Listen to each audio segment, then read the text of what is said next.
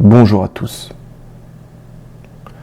De nombreuses personnes, des députés, des sénateurs, des associations, se battent sans relâche depuis des années pour faire exploser le plus grand scandale sanitaire de notre histoire.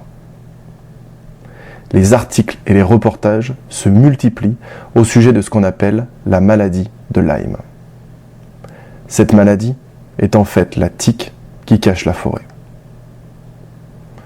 Découverte en même temps que le virus du sida, les agents pathogènes responsables de ce type de pathologie n'ont pas été pris au sérieux. Pourtant, d'après de nombreux experts et certaines publications scientifiques internationales, ces agents pathogènes sont responsables de la plupart des maladies auto-immunes. Avec plus de 5 millions de Français touchés par ce type de pathologie, le modèle économique de notre système de santé a pris en otage les malades qui n'ont aucune perspective de guérison. Certains l'ont compris.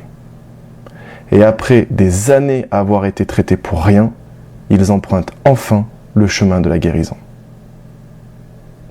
En juin dernier, j'ai moi-même effectué une grève de la faim pour alerter les autorités de santé.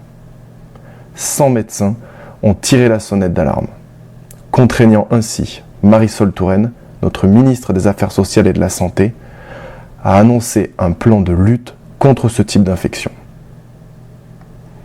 Avec plus de 1 million de nouveaux cas par an en Europe et des experts qui parlent de 80% de la population française contaminée, il est plus que temps d'agir.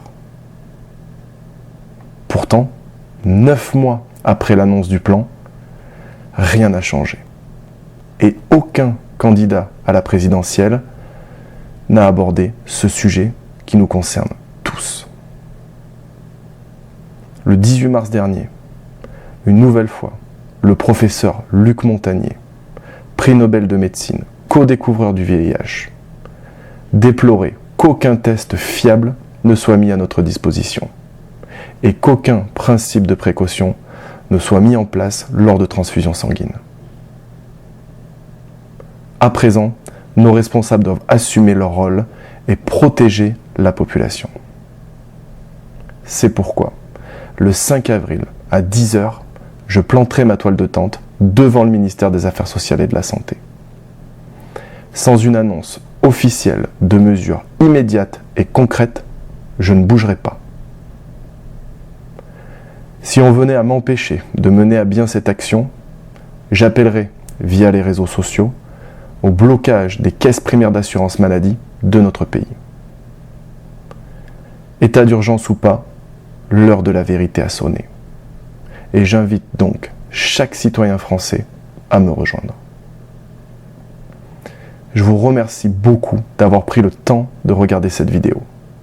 Et je vous remercie de la partager au plus grand nombre. Nous avons le droit de guérir. Et ils ont le devoir de nous protéger.